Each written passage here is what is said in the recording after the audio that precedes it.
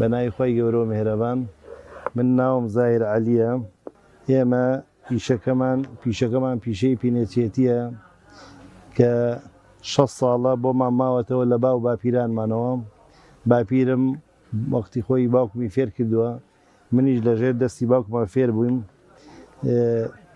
تقریباً 30 ساڵی هاتووینە سلێمانی لە فەرعی دارە سوتاوەکەین ناو جلی کوردیەکان.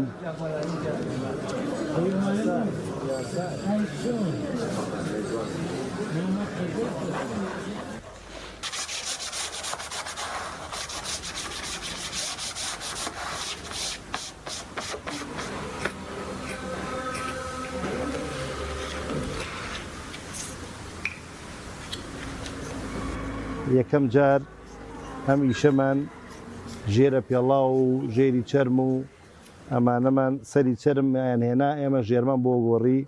دوایان لە 2003 کردمان بە کڵاشی هەورامی. دوایان سەری کڵاشی هەورامیان بۆ هێنان، ئێمە بۆ خۆمان ژێرەکەیمان بۆ ئەگۆڕین. ئێستا 5 ساڵە بێ ئیشەکەمان گۆڕیوە بۆ خۆمان پێڵاو دروستکەین.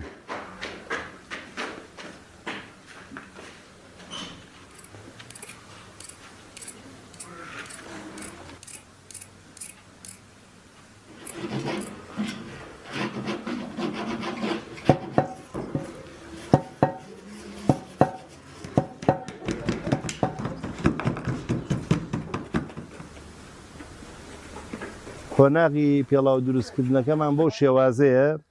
یەکەم جار قوماشەکە ئەهێنین، دو ئەوەی نەخشیەکەین بە پێی قاڵبەکە، بڵێن هەر قاڵەوەکە بێگمان بوێ لە 40 تا 47 بە پێی داواکاری مشتریەکە، بە پێی فرۆشاری بازار چ ڕقەمێکە فرۆشرێ دێن ئەی بڕین و نەخشیەکەین کە نەخشمان کرد بمانەوە چی قیاسێکی لێ دروستکەین، ئەو قیاسی لێ دروست دەکەین و دایەکتین ئینشەڵڵا. ئاخر مەرحەلە کە کەپسمان کرد، ئەنجا دوایان دێتە دووەم مەرحەلەی یەک تەقەڵی بەسەر ئاڕۆی. ئێمە بە قولاب نەیدن، بە دەرزیە دروین.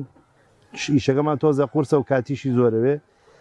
جارێکی بەسەر ئاڕۆین، دووبارە بەسەر تەقەڵەکەی ئاڕۆینەوە ئەبێتە 2 جار، یعنی 2 جار وەکو ئەم پێڵاوانەمان. ئەم پێڵاوە 3 جار قایم کراوە.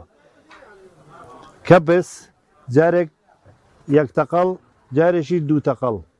ئەنجا ئاخر مەرحەلەی ناوکەفی خۆمانە، ئەویش هەر لۆکەیە کە تێیەکەین و توبیە. ئەو قاستیا گەرم نابێ، قاس بۆ ناکە بۆ هیچ ئیشێک. ئەتوانێت هەفتەی جارێکی بیشوە، کێشەی نییە و کێشەی هەڵوەشانی نییە.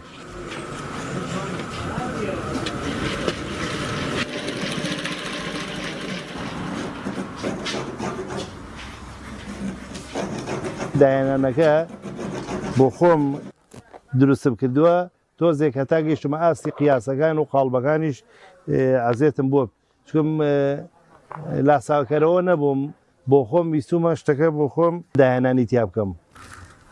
لەخوای گەورە بە زیاد بێ، شکر بۆ خۆی گەورە نەجاحەتی هێنا و لە دروستکردنەکەش خەڵک لێم ڕازیە.